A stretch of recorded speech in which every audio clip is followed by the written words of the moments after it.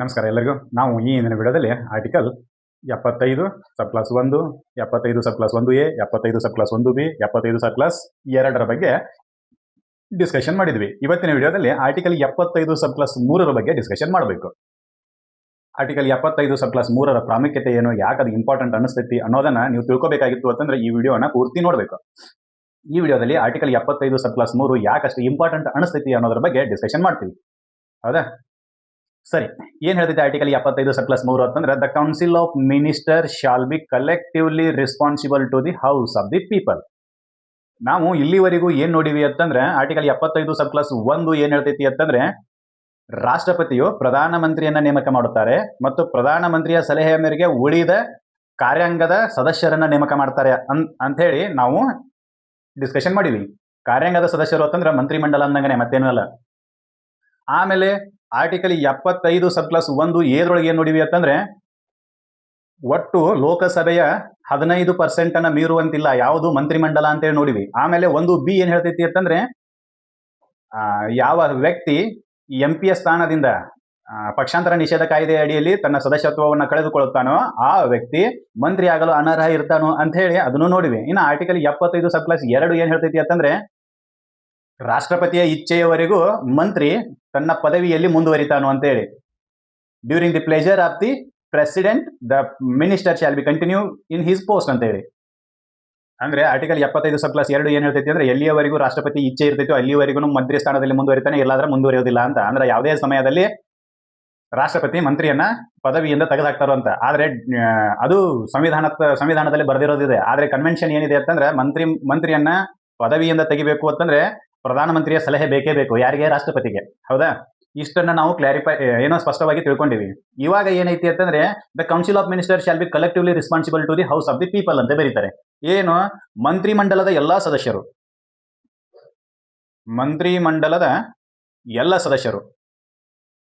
ಸದಸ್ಯರು ಲೋಕಸಭೆಗೆ ಜವಾಬ್ದಾರರಾಗಿರ್ತಾರೆ.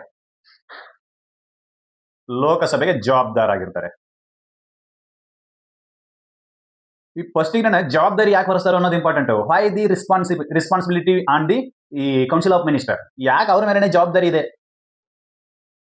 ಒಂದು ನಮಗೆ ಕ್ಲಿಯರ್ ಆಗಿ ಗೊತ್ತೈತಿ, ಕಾರ್ಯಾಂಗದ ಮುಖ್ಯಸ್ಥರು ರಾಷ್ಟ್ರಪತಿಗಳಾಗಿರ್ತಾರೆ. ರಾಷ್ಟ್ರಪತಿಗಳು ಏನೇ ಕೆಲಸ ಮಾಡಿದ್ರು, ಏನೇ ಸಹಿ ಮಾಡಿದ್ರು ಅದು ಸಜೆಷನ್ ಯಾರು ಮಾಡಿರ್ತಾರೆ? ಮಂತ್ರಿಮಂಡಲದವರೇ ಮಾಡಿರ್ತಾರೆ. ಹೌದಾ?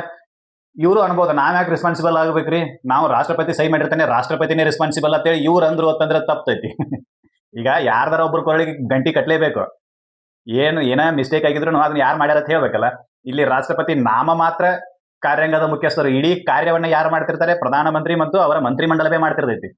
ಹಿಂಗಾಗಿ ಪ್ರಧಾನಮಂತ್ರಿ ಮತ್ತು ಮಂತ್ರಿಮಂಡಲ ಏನೇ ಸಜೆಷನ್ ಕೊಟ್ಟಿದ್ರು ಅವರೇ ಜವಾಬ್ದಾರ, ಅದಕ್ಕೆ ಸಹಿ ಮಾಡಿದವರಲ್ಲ. ಏನು ಜವಾಬ್ದಾರಿಯನ್ನ ಯಾಕೆ ಮಂತ್ರಿಮಂಡಲದ ಮೇಲೆ ಹೊರಿಸಿರ್ತಾರೋ ಅಂತೇಳಿ ಅರ್ಥ ಆಯ್ತು ಅಂತ ಅನ್ಕೊಂತೀನಿ. ಏನು? ಯಾಕಂತಂದ್ರೆ ಪ್ರತಿಯೊಂದು ಕಾರ್ಯದಲ್ಲಿ, ಯಾರ ಕಾರ್ಯದಲ್ಲಿ? ರಾಷ್ಟ್ರಪತಿಯ ಪ್ರತಿಯೊಂದು ಕಾರ್ಯದಲ್ಲಿ ಸಲಹೆ ಮತ್ತು ಸೂಚನೆಯನ್ನು ಕೊಡೋರು ಯಾರಪ್ಪ ಅಂತಂದ್ರೆ ಪ್ರಧಾನಮಂತ್ರಿ ಮತ್ತು ಆತನ ಮಂತ್ರಿಮಂಡಲ, council of minister. PM CM ಅಲ್ಲ, ಪ್ರಧಾನಮಂತ್ರಿ ಮತ್ತು ಆತನ ಮಂತ್ರಿಮಂಡಲ, ಕೌನ್ಸಿಲ್ ಆಫ್ ಮಿನಿಸ್ಟರ್ ಅಂತ ಹೇಳಿ. ಹೌದಾ? ಇವರೇ ಆತನಿಗೆ ಏನ್ ಮಾಡ್ತಾರೆ? ರಾಷ್ಟ್ರಪತಿ ಅವರಿಗೆ ಸಜೆಷನ್ ಅನ್ನ ಕೊಡ್ತಿರ್ತಾರೆ. ಇವರ ಸಜೆಷನ್ ಅದ ಮೇರೆನೆ ಅವರು ಸಹಿ ಮಾಡ್ತಿರ್ತಾರೆ. ಅವರು ಕೂಡ ಯಾಕೆ ಸಹಿ ಮಾಡ್ತಾರೋ ಅಂತಂದ್ರೆ ಸಂವಿಧಾನವೇ ಹಂಗೆ ಹೇಳ್ತೈತಿ. ಏನಂತೇಳಿ? ನೀವು ಪ್ರಧಾನಮಂತ್ರಿ ಮತ್ತು ಮಂತ್ರಿಮಂಡಲದ ಸಲಹೆ ಮೇರೆಗೆ ಕೆಲಸ ಮಾಡಬೇಕು, ಅವ್ರು ಏನ್ ಹೇಳ್ತಾರೆ ಅದನ್ನ ಮಾಡ್ಬೇಕು ನೀವು ಅಂತೇಳಿ ರಾಷ್ಟ್ರಪತಿ ಅವರಿಗೆ ನಿರ್ಬಂಧವನ್ನ ಹೇರ್ತೈತಿ. ಯಾವುದು? ಸಂವಿಧಾನ. ಹೀಗಾಗಿ ಈಗ ಯಾರಾದ್ರೂ ಒಬ್ಬರನ್ನ ಜವಾಬ್ದಾರನ್ನಾಗಿ ಮಾಡ್ಲೇಬೇಕು ಯಾವುದೇ ಕೆಲಸಕ್ಕೆ. ಅದು ಯಶಸ್ವಿ ಕೆಲಸ ಆಗಿರ್ಲಿ ಅಥವಾ ಅಪಯಶಸ್ವಿ ಕೆಲಸ ಆಗಿರ್ಲಿ, ಯಾರಾದ್ರೂ ಒಬ್ರು ಅದಕ್ಕೆ ಜವಾಬ್ದಾರಿ ಇರಲೇಬೇಕು. ಪ್ರತಿಯೊಂದು ಕೆಲಸಕ್ಕೆ ಒಬ್ಬರು ಜವಾಬ್ದಾರಿ ಇರಲೇಬೇಕು. ಹೀಗಾಗಿ ಇಲ್ಲಿ ಜವಾಬ್ದಾರಿ ಹೊರವ್ರು ಯಾರು? ಅದಕ್ಕೆ ಏನ್ ಮಾಡಿದ್ರು ಅಂದ್ರೆ ಯಾರು ಸಲಹೆಯನ್ನ ಕೊಟ್ಟಿರ್ತಾರಲ್ಲ ಅವ್ರನ್ನ ಜವಾಬ್ದಾರನಾಗಿ ಮಾಡೋಣ ಅಂತೇಳಿ ಮಾಡಿದ್ರು. ಏನು? ಸಲಹೆ ಸೂಚನೆಯನ್ನ ಕೊಟ್ಟವರು ಅದಕ್ಕೆ ಜವಾಬ್ದಾರಿ. ಈಗ ನಾವು ಕಾಮನ್ ಆಗಿ ಎದ್ದಿರ್ತೀವಿ, ಅವ್ನು ಹೇಳಿದ್ರೆ ನೀ ಕೇಳ್ತೇನೆ ಅಂತ ಹೇಳಿ ಕೇಳ್ತಿರ್ತಾರೆ, ಗೊತ್ತಾ? ನೀವು ಜಗಳದೊಳಗದು ಹಂಗಿದು. ಏನು? ಯಾರು ಸಜೆಷನ್ ಅನ್ನ ಕೊಟ್ಟಿರ್ತಾರೋ ಅವರನ್ನ ಏನ್ ಮಾಡಿರ್ತಾರೋ ಅಂತಂದ್ರೆ ಇಲ್ಲಿ ಜವಾಬ್ದಾರನ್ನಾಗಿ ಮಾಡಿದಾರ. ಈಗ ಫಾರ್ ಎಕ್ಸಾಂಪಲ್ A ಮತ್ತು B ಅಂತಕ್ಕಂಥ ಇಬ್ಬರು ವ್ಯಕ್ತಿಗಳು ಜಗಳಾಡ್ಯಾರ ಅನ್ಕೊಳ್ಳೋಣ. A ಒಂದು 4 ಮಂದಿ ಸಪೋರ್ಟ್ ಮಾಡಿರ್ತಾರೆ, B ಒಂದು 4 ಮಂದಿ ಸಪೋರ್ಟ್ ಮಾಡಿರ್ತಾರೆ. ಇವ್ರು ಸಜೆಷನ್ ಕೊಟ್ಟಿರ್ತಾರೆ ಬಡಿಲಿ ಅವನ ಅಂತೇಳಿ. ಈ 4 ಮಂದಿ B ಗೆ ಸಜೆಷನ್ ಕೊಟ್ಟಿರ್ತಾರೆ ಏನ್ ಬಡಿ ಅಂತೇಳಿ. ಈ 4 ಮಂದಿ A ಗೆ ಸಜೆಷನ್ ಕೊಟ್ಟಿರ್ತಾರೆ B ನ ಬಡಿ ಅಂತೇಳಿ. ಇವ್ರಿಬ್ರು ಬಡದಾಡಿದ ನಂತರ ಕೇಸ್ ಯಾರ ಮೇಲೆ ಆಕೈತಿ? A ಮತ್ತು B ಮೇಲೆ ಆಕೈತಿ. ಸಜೆಷನ್ ಯಾರು ಕೊಟ್ಟಾರ? ಇವರು. ಈ 4 ಜನ ಇವ್ರ ಮೇಲೆ ಕೇಸ್ ಆಗೋದಿಲ್ಲ. ಆದ್ರೆ ಸೆಂಟ್ರಲ್ ಗೌರ್ಮೆಂಟ್ ಒಳಗೆ ಏನೈತಿ ಅಂತಂದ್ರೆ ಯಾರು ಸಜೆಷನ್ ಕೊಟ್ಟಿರ್ತಾರಲ್ಲ ಅವ್ರು ಜವಾಬ್ದಾರರಾಗಿರ್ತಾರೆ, ಯಾರು ಸಹಿ ಮಾಡಿರ್ತಾರಲ್ಲ ಅವರಲ್ಲ. ರಾಷ್ಟ್ರಪತಿಯ ಕೆಲಸ ಸಂವಿಧಾನದಲ್ಲಿ ಏನು ಬರೆದಾರು ಅಂತಂದ್ರೆ ಪ್ರಧಾನಮಂತ್ರಿ ಮತ್ತು ಮಂತ್ರಿಮಂಡಲ ಏನ್ ಹೇಳ್ಯಾರಲ್ಲ ಅದನ್ನ ಮಾಡಬೇಕು ಅಂತೇಳಿ. ಹೀಗಾಗಿ ಪ್ರಧಾನಮಂತ್ರಿ ಮತ್ತು ಮಂತ್ರಿಮಂಡಲ ಏನ್ ಹೇಳಿರ್ತಾರಲ್ಲ ಅವ್ರು ಹೇಳಿದಕ್ಕೆ ಅವರೇ ಜವಾಬ್ದಾರರು. ಅವ್ರೇನು ಸಜೆಷನ್ ಕೊಟ್ಟಿರ್ತಾರಲ್ಲ ಅವರೇ ಜವಾಬ್ದಾರರು. ಅವ್ರು ಯಾವುದಕ್ಕೆ ಜವಾಬ್ದಾರರು ಅಂತಂದ್ರೆ ಅವ್ರು ಎಲ್ಲಿ ಜವಾಬನ್ನ ಕೊಡಬೇಕು, ಎಲ್ಲಿ ತಮ್ಮ ಜವಾಬ್ದಾರಿಯನ್ನು ತೋರಿಸಬೇಕು ಅಂತಂದ್ರೆ house of the peoples. House of the people ಏನು ಲೋಕಸಭೆಗೆ ಜವಾಬ್ದಾರರಾಗಿರ್ತಾರೆ. ಯಾರು? ಮಂತ್ರಿಮಂಡಲ. ಯಾವ ಮಂತ್ರಿಮಂಡಲ? ಕೇಂದ್ರ ಮಂತ್ರಿಮಂಡಲ. ಪ್ರಧಾನಮಂತ್ರಿ ಮತ್ತು ಆತನ ಮಂತ್ರಿಮಂಡಲ ಲೋಕಸಭೆಗೆ ಜವಾಬ್ದಾರಿಯಾಗಿರುತ್ತದೆ. ತನ್ನ ಪ್ರತಿಯೊಂದು ನೀತಿ ಕಾರ್ಯ ಕೆಲಸಕ್ಕೆ ಲೋಕಸಭೆಗೆ ಜವಾಬ್ದಾರರಾಗಿರ್ತಾರೆ. ಯಾಕೆ ಲೋಕಸಭೆ? ವೈ ನಾಟ್ ರಾಜ್ಯಸಭೆ? ವೈ ಲೋಕಸಭೆ? ಯಾಕೆ ಲೋಕಸಭೆ? ಯಾಕೆ ರಾಜ್ಯಸಭೆ ಇಲ್ಲ? ಯಾಕಂತಂದ್ರೆ ಸಂಸತ್ತು ಅಂತಂದ್ರೆ ರಾಜ್ಯಸಭೆ ಮತ್ತು ಲೋಕಸಭೆ ಜೊತೆಗೆ ರಾಷ್ಟ್ರಪತಿಯನ್ನು ಒಳಗೊಂಡಿರ್ತೈತಿ, ಹೌದಾ? ಆದ್ರೆ ಇಲ್ಲಿ ಮಂತ್ರಿಮಂಡಲವನ್ನ ಲೋಕಸಭೆಗೆ ಯಾಕೆ ಜವಾಬ್ದಾರನಾಗಿ ಮಾಡ್ತಾರೆ? Because of what? All the members of the Lok Sabha elected by peoples directly, ನೇರವಾಗಿ ಅಥವಾ ಪ್ರತ್ಯಕ್ಷ ಚುನಾವಣೆಯ ಮೂಲಕ ಲೋಕಸಭೆಯ ಸದಸ್ಯರು ಜನರಿಂದಾನೇ ಆಯ್ಕೆಯಾಗಿರ್ತಾರೆ. ಅವ್ರು ಏನ್ ಮಾಡ್ತಾರು ಅಂತಂದ್ರೆ ಲೋಕಸಭೆಯೊಳಗಿರ್ತಕ್ಕಂಥ ಎಲ್ಲಾ ಮೆಂಬರ್ಸು ತಾವು ಯಾವ ಜನರಿಂದ ಆಯ್ಕೆಯಾಗಿ ಬಂದಿರ್ತಾರಲ್ಲ ಅವ್ರನ್ನ ರೀಪ್ರೆಸೆಂಟೇಷನ್ ಮಾಡಿರ್ತಾರೆ, ಹೌದಾ? ಎಲ್ಲ ನೀತಿ ನಿರೂಪಣೆಗಳು ಜನರ ಆಶೋತ್ತರಗಳನ್ನ ಈಡೇರಿಸುವಂತಿರಬೇಕು, ಹೌದಾ? ಅಲ್ಲಿ ಏನಾದ್ರೂ ಮಿಸ್ಟೇಕ್ ಆಗಿತ್ತು ಅಂತಂದ್ರೆ ಅವರು ಇವರಿಗೆ ಲೋಕಸಭೆದವರು ಕೇಳ್ತಾರೆ, ಏನು ಯಾಕೆ ಹಿಂಗ್ ಮಾಡ್ರಿ ಅಂತ ಕೇಳ್ತಾರೆ. ಜೊತೆಗೆ ಲೋಕಸಭೆಗೆ ಒಂದು ಮಹತ್ತರವಾದ ಅಧಿಕಾರವನ್ನ ಸಂವಿಧಾನ ಕೊಟ್ಟೈತಿ. ಏನಂತಂದ್ರೆ ನೋ ಕಾನ್ಫಿಡೆನ್ಸ್ ಮೋಷನ್ ಅನ್ನ ಮೂವ್ ಮಾಡಕ್, ಅವಿಶ್ವಾಸ ಮತವನ್ನ ಏನು ಅವಿಶ್ವಾಸ ಮೋಷನ್ ಅನ್ನ ಮೂವ್ ಮಾಡೋರು ಪವರ್ ಯಾರಿಗೆ ಕೊಟ್ಟಾರು ಅಂತಂದ್ರೆ ಲೋಕಸಭೆಗೆ ಕೊಟ್ಟಾರೆ. ನೋಡ್ರಿ, ನಿಮ್ಮ ಮಂತ್ರಿಮಂಡಲದವರು ನೀವೇನ್ ಕೆಲಸ ಮಾಡಕತ್ತಿರಲ್ಲ ಅದು ದರಿದ್ರ ಕೆಲಸ ಐತಿ. ನಿಮ್ಮ ವಿರುದ್ಧ ನಾವು ಅವಿಶ್ವಾಸ ಮತವನ್ನ ಅವಿಶ್ವಾಸ ಮೋಷನ್ ಅನ್ನ ನಾವು ಮೂವ್ ಮಾಡ್ತೀವಿ, ಟರಾವನ್ನ ಮೂವ್ ಮಾಡ್ತೀವಿ ಅಂತೇಳಿ ಅವಿಶ್ವಾಸ ಮೋಷನ್ ಅನ್ನ ಟರಾವನ್ನ ಮೂವ್ ಮಾಡುವ ಅಧಿಕಾರ ಲೋಕಸಭೆಗಿದೆ. ಆವಾಗ ಅವಿಶ್ವಾಸ ಮೋಷನ್ ಅಲ್ಲಿ ಟರಾವ್ನಲ್ಲಿ ಗೌರ್ಮೆಂಟ್ ವಿರುದ್ಧವಾಗಿ ಏನಾದ್ರೂ ಮತಗಳು ಮೆಜಾರಿಟಿಯಲ್ಲಿ ಬಿದ್ದು ಅಂತಂದ್ರೆ ಗೌರ್ಮೆಂಟ್ ಬಿದ್ದು ಹೋಗ್ತೈತಿ. ಈ ಅಧಿಕಾರ ಇರೋದು ಕೇವಲ ಲೋಕಸಭೆಗೆ ಮಾತ್ರ, ರಾಜ್ಯಸಭೆಗಿಲ್ಲ. ಒಂದು ಕ್ಲಿಯರ್ ಆಕೈತಿ. ಏನು ಅಂತಂದ್ರೆ ಅವಿಶ್ವಾಸ ಮತದ ಟರಾವನ್ನ ಪಾಸ್ ಮಾಡುವ ಅಧಿಕಾರ ಯಾರ ಹತ್ರ ಐತಿ ಅಂತ ಕೇಳಿದ್ರೆ ಲೋಕಸಭೆ ಹತ್ರ ಐತಿ. ಅಂದ್ರೆ ಇಲ್ಲಿಗೆ ಒಂದು ಮಾತು ಪ್ರೂವ್ ಆಗಿ ಹೋಗೈತಿ. ಏನಂತಂದ್ರೆ ಎಲ್ಲಿಯವರೆಗೂ ನೀವು ಲೋಕಸಭೆಯಲ್ಲಿ ವಿಶ್ವಾಸವನ್ನ ಹೊಂದಿರ್ತೀರೋ ಅಲ್ಲಿಯವರೆಗೂ ಮಂತ್ರಿಮಂಡಲ ಕಾರ್ಯವನ್ನ ನಿರ್ವಹಿಸೈತಿ. ಇರ್ಲಿಲ್ಲ ಅಂತ ಯಾವಾಗ ನೀವು ವಿಶ್ವಾಸವನ್ನ ಕಳೆದುಕೊಳ್ತೀರೋ ಆವಾಗ ನಿಮ್ಮ ಗೌರ್ಮೆಂಟ್ ಬಿದ್ದು ಹೋಗೈತಿ. Through what?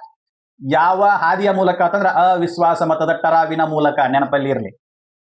ಅಂದ್ರೆ ಮಂತ್ರಿಮಂಡಲದವರು ನಾ ಮಂತ್ರಿ ಆಗಿನಿ, ನಾ VIP ಅಂತೇಳಿ ಬಹಳ ಜಿಗದಾಡಕ್ ಹೋಗ್ಬೇಡ್ರಪ್ಪ. ಎಲ್ಲಿವರೆಗೂ ನೀವು ಲೋಕಸಭೆಯ ವಿಶ್ವಾಸವನ್ನ ಗಳಿಸಿಕೊಂಡಿರ್ತೀರೋ ಅಲ್ಲಿವರೆಗೂ ಮಾತ್ರ ನೀವು ಅಧಿಕಾರದಲ್ಲಿ ಇರ್ತೀರಿ. ಇರ್ಲಿಲ್ಲ ಅಂತ ಮನೆಗೆ ಹೋಗ್ತೀರಿ. Clear cut. ಆರ್ಟಿಕಲ್ 75 ಸಬ್ ಕ್ಲಾಸ್ 2 ಏನ್ ಹೇಳ್ತೈತಿ ಅಂತಂದ್ರೆ ಇಂಡಿವಿಜುವಲ್ ಆಗಿ ಪ್ರತಿಯೊಬ್ಬ ಮಂತ್ರಿಯು ಎಲ್ಲಿವರೆಗೂ ಅಧಿಕಾರದಲ್ಲಿ ಇರ್ತಾರೋ ಅಂತಂದ್ರೆ ರಾಷ್ಟ್ರಪತಿಯ ಇಚ್ಛೆ ಎಲ್ಲಿ ತನಕ ಇರ್ತೈತೆ ಅಲ್ಲಿ ತನಕ ಅಧಿಕಾರದಾಗಿರ್ತಾನೆ. ಆದ್ರೆ ಇಲ್ಲಿ ಏನೈತೆ ಅಂದ್ರೆ ಇಚ್ಛೆ ಪ್ರಶ್ನೆನೇ ಇಲ್ಲ. ರಾಷ್ಟ್ರಪತಿ ಇಚ್ಛೆಯನ್ನು ಕೇಳೋದೇ ಇಲ್ಲ. ನೋ ಕಾನ್ಫಿಡೆನ್ಸ್ ಮೋಷನ್ ಮೂವ್ ಆಗಿ ಮೆಜಾರಿಟಿಯಿಂದ ಅಪ್ರೂವ್ ಆಯ್ತು ಅಂತಂದ್ರೆ ರಾಷ್ಟ್ರಪತಿ ಇಚ್ಛೆ ಇರದೇ ಇರ್ಲಿ ಎಲ್ಲರೂ ಕೂಡಿ ಮನೆಗೆ ಹೋಗಬೇಕ. There is no question at all of the pleasure of the president. If the no confidence motion is moved and approved through majority vote, then Council of Ministers shall be collapsed. ಮುಗದ ಹೋಯ್ತು ಅಲ್ಲಿಗೆ. ಗಂಟೆನೆ ಬರ್ಸದ. ಎಲ್ಲಿವರೆಗೂ ಲೋಕಸಭೆ ನಿಮ್ಮ ಮೇಲೆ ವಿಶ್ವಾಸ ಇಟ್ಟಿರ್ತೈತೋ ಅಲ್ಲಿವರೆಗೂ ಮಾತ್ರ ನೀವು ಅಧಿಕಾರದಲ್ಲಿ ಇರಲು ಅರ್ಹರು. There is a limitation given by the article 75 subclass 3 to the Council of Ministers. ನಿಮಗೆ ಲಿಮಿಟೇಷನ್ ಆಗ್ತೈತಿ. ಏನಂತೇಳಿ, ನಾ ಎಲ್ಲಿವರೆಗೂ ನಿನಗೆ ಅಧಿಕಾರ ಕೊಡ್ತೀನೋ ಅಲ್ಲಿವರೆಗೂ ಮಾತ್ರ ನಿನ್ನ ಅಧಿಕಾರ ಮಾಡಂತೇಳಿ ಲೋಕಸಭೆ ಹೇಳ್ತೈತಿ. ಲೋಕಸಭೆದೊಳಗಿರೋರು ಯಾರು ಅಂತಂದ್ರೆ ಲೋಕದ ಜನರ ರಿಪ್ರೆಸೆಂಟೇಟಿವ್. ಲೋಕದ ಜನರು ಅಂತಂದ್ರೆ ಇಡೀ ವಿಶ್ವದಲ್ಲ, ನಮ್ಮ ಲೋಕ ಭಾರತ ಲೋಕದ ಜನರು ಅಷ್ಟೇ ಇರ್ತಾರೆ. ನಮ್ಮ ರಿಪ್ರೆಸೆಂಟೇಟಿವ್ ಅಲ್ಲಿ ಇರ್ತಾರೆ. ನಾವೇ ಡೈರೆಕ್ಟ್ ಆಗಿ ವೋಟ್ ಹಾಕಿರ್ತೀವಿ. ರಾಜ್ಯಸಭೆಯಲ್ಲಿ ನಾವು ಡೈರೆಕ್ಟ್ ಆಗಿ ವೋಟ್ ಹಾಕಿರಂಗಿಲ್ಲ. ರಾಜ್ಯಸಭೆಯಲ್ಲಿ ಕೆಲವೊಂದಿಷ್ಟು ಮಂದಿ ರಾಷ್ಟ್ರಪತಿಗಳಿಂದ ನೇಮಕ ಆಗಿರ್ತಾರೆ. ಹಿಂಗಾಗಿ ಅವ್ರು ಬೇಡ ಅಂತಂದ್ರೆ ಅವ್ರನ್ನ ಯಾರನ್ನ ಇಟ್ಟರು ಅಂತಂದ್ರೆ ಲೋಕಸಭೆಯನ್ನ ಮಾತ್ರ ನೋ ಕಾನ್ಫಿಡೆನ್ಸ್ ಮೋಷನ್ ಮೂವ್ ಮಾಡುವ ಅಧಿಕಾರವನ್ನು ಅದು ಕೊಟ್ಟರು. ಅಂದ್ರೆ ಅವಿಶ್ವಾಸ ಮತದ ಟರಾವನ್ನ ಪಾಸ್ ಮಾಡುವ ಅಧಿಕಾರ ಲೋಕಸಭೆಗೆ ಕೊಟ್ಟರು. ಅವರ ಮಂತ್ರಿಮಂಡಲದ ಪೂರ್ಣ ಜುಟ್ಟನ್ನ ಇವ್ರ ಕೈಗಿಟ್ರು. ನಾ ಮಂತ್ರಿ ಆಗೇನಿ, ನಾ ಪ್ರಧಾನಮಂತ್ರಿ, ನೀ ಎಲ್ಲಿವರೆಗೂ ಅಧಿಕಾರದಾಗ ಇರ್ತಿ ಅಂತಂದ್ರ ಕೇವಲ ಲೋಕಸಭೆ ಎಲ್ಲಿವರೆಗೂ ನಿನ್ನ ಮೇಲೆ ವಿಶ್ವಾಸ ಇಟ್ಟಿರ್ತೈತೋ ಅಲ್ಲಿವರೆಗೂ ಮಾತ್ರ ನೀ ಅಧಿಕಾರದಾಗ ಇರ್ತಿ. ಇಲ್ಲ ಅಂತಂದ್ರೆ there is no way to continue in power. ನಡೆದ ಬಿಡದ ಏನೂ ಇಲ್ಲ. ಹೆಂಗ ಬಂದವದಾರಿಗೆ ಸುಂಕವಿಲ್ಲ.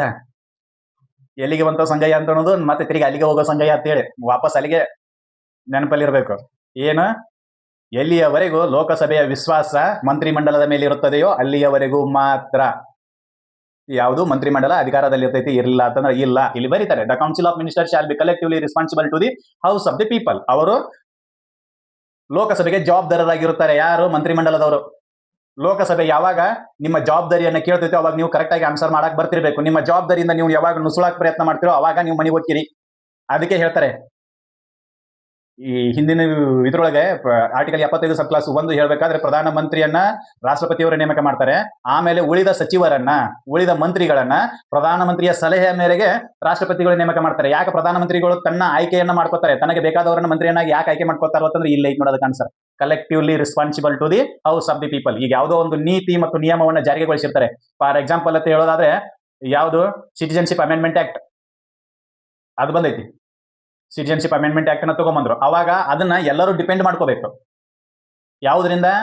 ಯಾರು ಕ್ವಶನ್ ಕೇಳ್ತಿರ್ತಾರಲ್ಲ ಅವರಿಗೆ ಆನ್ಸರ್ ಕೊಡೋದರ ಮೂಲಕ ಅದನ್ನ ಡಿಪೆಂಡ್ ಮಾಡ್ಕೋಬೇಕು. ನಾವು ತಂದಿರ್ತಕ್ಕಂಥ ಕಾಯ್ದೆ ಸಂವಿಧಾನದ ಅಡಿಯಲ್ಲಿ ಕರೆಕ್ಟ್ ಆಗಿ ಐತಿ ಅಂತ ಡಿಪೆಂಡ್ ಮಾಡ್ಕೋಬೇಕು. ಅದ್ರಾಗ ಒಬ್ಬ ಮಂತ್ರಿ ಇಲ್ಲ ಇದು ಕಾಯ್ದೆ ತಗೊಂಡ್ಬರ್ಬಾರ್ದಾಗಿತ್ತು ಅಂತೇಳಿ ಹೊರಗೆಲ್ಲ ಹೇಳ್ಕೊತ ತಿರುಗಾಡಿದ ಅಂತಂದ್ರೆ ಅವಾಗ ನೋ ಕಾನ್ಫಿಡೆನ್ಸ್ ಮೋಷನ್ ಅನ್ನ ಮೂವ್ ಮಾಡ್ತಾರೆ. ಯಾರು? ಲೋಕಸಭೆದವ್ರು. ನೋಡ್ರಿ, ನೀವ ತಗೊಂಬಂದ ನೀತಿಯನ್ನ ನಿಮ್ಮ ಹುಡುಗನ ತಪ್ಪೈತಿ ಅಂತೇಳಿ ಬಟ್ ಮಾಡಿ ಹೇಳಕತ್ತ ನಿಮಗೆ. ಅಂದಾಗ ನೀವ್ ಹೆಂಗ ಗೌರ್ಮೆಂಟ್ ಇರಕ್ ಸಾಧ್ಯ? ನೀವ್ ಹೆಂಗ ಅಧಿಕಾರದಾಗಿರಕ್ ಸಾಧ್ಯ? ಅದಕ್ಕೆ ನಾವು ನಿಮ್ ವಿರುದ್ಧ ಅವಿಶ್ವಾಸ ಮತವನ್ನ ಪಾಸ್ ಮಾಡ್ತೀವಿ, ಟರಾವನ್ನ ಪಾಸ್ ಮಾಡ್ತೀವಿ ಅಂತ ಹೇಳಿ ಟರಾವ್ ಪಾಸ್ ಮಾಡ್ತಾರೆ. ಅವಾಗ ಈ ಒಬ್ಬ ವ್ಯಕ್ತಿಯಿಂದ ಏನಾದ್ರೂ ನೋ ಕಾನ್ಫಿಡೆನ್ಸ್ ಮೋಷನ್ ಟರಾವ್ ಪಾಸ್ ಆಗಿ ಅದು ಮೆಜಾರಿಟಿಯಿಂದ ಅಪ್ರೂವ್ ಆಯ್ತು ಅಂತಂದ್ರೆ ಇಡೀ ಗೌರ್ಮೆಂಟೇ ಬಿದ್ದು ಹೋಗ್ತೈತಿ. ನೀವು ಮೆಜಾರಿಟಿ ಒಳಗದೀರು, ನೀವು 500 ಸೀಟ್ ನಿಮ್ಮೂನ ಇದ್ರೂ ಏನು ಸಮಸ್ಯೆ ಇಲ್ಲ, ಏನು ತೊಂದರೆ ಇಲ್ಲ. ನೀವು ಅಧಿಕಾರದಿಂದ ಕೆಳಗೆ ಇಳಿಲೇಬೇಕಾಗ್ತೈತಿ. Because of what? ನಿಮ್ಮ ಮೇಲೆ ವಿಶ್ವಾಸನೆ ಇರಂಗಿಲ್ಲ. ಯಾರ ವಿಶ್ವಾಸ? ಜನರ ವಿಶ್ವಾಸನೆ ಇರಂಗಿಲ್ಲ. ಯಾಕಂದ್ರೆ ಜನರನ್ನ ಯಾರು ರೀಪ್ರೆಸೆಂಟ್ ಮಾಡ್ತಿರ್ತಾರೋ ಅಂತಂದ್ರೆ ಲೋಕಸಭೆಯ ಸದಸ್ಯರು ಜನರನ್ನ ರೀಪ್ರೆಸೆಂಟೇಷನ್ ಮಾಡ್ತಿರ್ತಾರೆ. ಜನರ ವಿಶ್ವಾಸ ಎಲ್ಲಿವರೆಗೂ ಇರ್ತೈತೋ ಅಲ್ಲಿವರೆಗೂ ನೀವು ಅಧಿಕಾರದಲ್ಲಿ ಇರಕ್ಕೆ ಲಾಯಕ್. ಇರ್ಲಿಲ್ಲ ಅಂತಂದ್ರೆ ಮನೆಗೆ ಹೋಗಕ್ಕೆ ಲಾಯಕ್. This is unconstitutional limitation and the council of ministries. ಇದು ನಿಮಗೆ ಅರ್ಥ ಆಗೈತಿ ಅಂತ ಅನ್ಕೊಂತೀನಿ. ಅರ್ಥ ಆಗಿತ್ತು ಅಂತಂದ್ರೆ ಈ ವಿಡಿಯೋನ ಎಲ್ಲರಿಗೂ ಶೇರ್ ಮಾಡ್ರಿ. ನಮ್ಮ ಚಾನಲ್ ಅನ್ನ ಸಬ್ಸ್ಕ್ರೈಬ್ ಮಾಡ್ರಿ. ಮುಂದಿನ ವಿಡಿಯೋದಲ್ಲಿ ಆರ್ಟಿಕಲ್ 75 ಸಬ್ ಕ್ಲಾಸ್ 4 ಬಗ್ಗೆ ಡಿಸ್ಕಷನ್ ಮಾಡೋಣ. ಅಲ್ಲಿವರೆಗೂ ಧನ್ಯವಾದಗಳು.